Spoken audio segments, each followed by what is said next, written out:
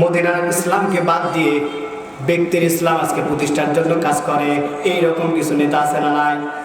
আছে না নাই? আমরা মৌলবীরা যদি এরকম কোরআনের আইনের কথা বলি, তারা বলে মৌলবীরা আজকে রাজনীতি করে। আরে ভাই, এটা যদি রাজনীতি হয়, এই রাজনীতির কথা কে বলছেন? কে বলছেন? আর একটু জবান ছেড়ে বলুন। আল্লাহ বলছেন। এখন দেখেন ওই রকম হাইব্রিড মশলা নেতারা, বুত্রা মশলা নেতারা, তারা নামাজও পড়ে, হজও করে, সুযোগ পাইলে যাকাত দেয়, আছে না নাই? তারা আবার বলে শরিয়া আইনে বিশ্বাস করি না, এরকম নেতা আছে না নাই?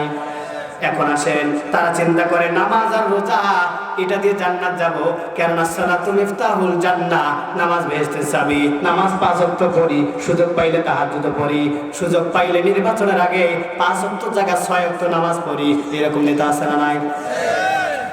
তারা চিন্তা করে নামাজ বেহেশতের চাবি, নামাজ পড়ছি জান্নাত যাব। রমাদানের রোজা রাখি, বিশ্বনবী বলছেন জান্নাতের একটা দরজাই রয়েছে, রাইয়ান, বাবুর রাইয়ান।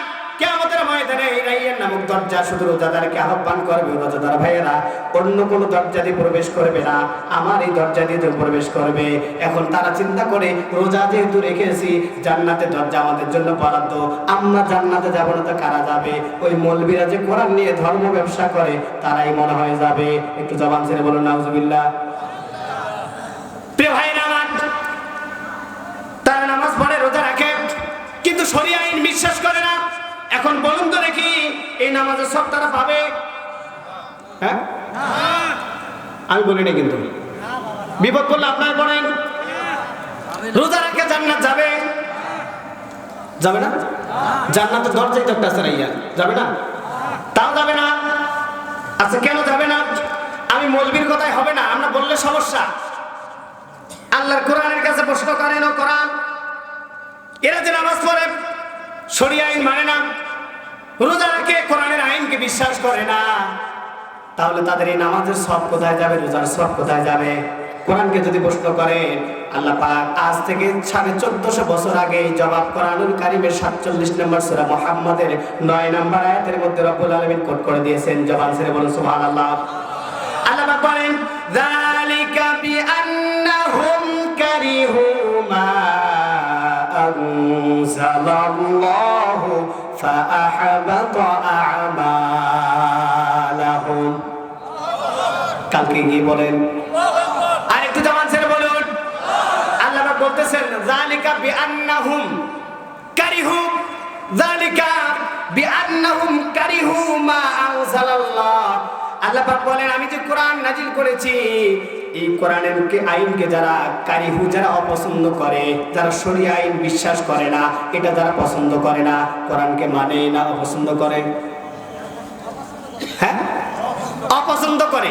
আল্লাহ পাক বলতেছেন, আমার কোরআনকে নাজিল, কিন্তু কোরআনকে, এই বিধানকে যারা অপছন্দ করে, আল্লাহ পাক বলেন ফাআহবাতা আমালাহুম, আমি তাদের ওই নামাজের সব, রোজার সব আমলে ধ্বংস করে দেই। জবান ছেড়ে বলুন সুবহানাল্লাহ। আর তারা মনে করে নামাজ পড়ার মাধ্যমে জান্নাতে যাব, এটা সম্ভব না। আল্লাহ কোট করলেন, তারা চিন্তা করে রোজা রাখছে জান্নাত যাব, আল্লাহ কোট করলেন তাদের আমল সবগুলো ধ্বংস করে দেব। তার কারণ কোরআনের সাথে আইনের সাথে যদি টিক্কা দিয়ে মানব রচিত আইন যদি তারা তৈরি করে, আল্লাহ বললেন ওই আমলের সব তারা পাবে না। শুধু এই আয়াত নয়, আপনি আরেক জায়গায় খুলবেন, 39 নম্বর সূরা জুমার 65 নম্বর আয়াতের মধ্যে রব্বুল আলামিন বলেন, ওয়ালাকাদ উহিয়া ইলাইকা ওয়া ইলাল্লাযীনা মিন ক্বাবলিকা লাইন আশরাকতা লায়াহবাতান্না আমালুকা ওয়া লাতাকুনান্না মিনাল খাসিরিন।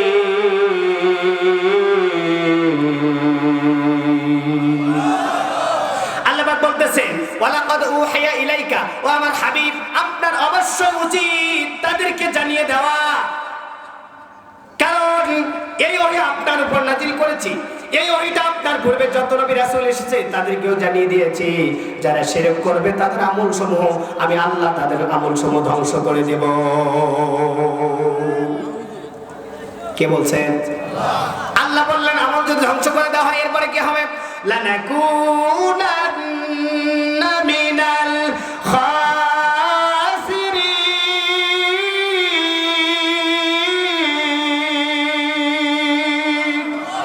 আল্লাহ পাক বললেন বললেন এই আমলকে ধ্বংস করে দিলে তারা ক্ষতিগ্রস্ত হবে। এর মাধ্যমে কি হবে? আল্লাহ পাক আরেক জায়গায় বলেন 5 নম্বর সূরা মাইদার 72 নম্বর আয়াতে, ইন্নাহু মান ইউশরিক বিল্লাহি ফাকাদ হারামাল্লাহু আলাইহিল জান্নাহ ওয়া মাওয়াহুন নার ওয়া মা লিল যালিমিনা মিন আনসার।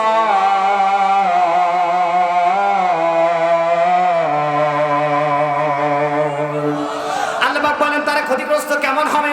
যারা আমার সাথে অংশীদারিত্ব করবে। ইন্নাহু মান ইউশরিক বিল্লাহ, যারা আমার সাথে অংশীদারিত্ব করবে তাদের জন্য আমি আল্লাহ ঘোষণা করে দিলাম ফাকাদ হারামাল্লাহু আলাইহিল জান্নাহ, আমার তৈরিকৃত জান্নাত তাদের জন্য হারাম। একটু জবান ছেড়ে বলে সুবহানাল্লাহ। কেন সুবহানাল্লাহ বলাইছি?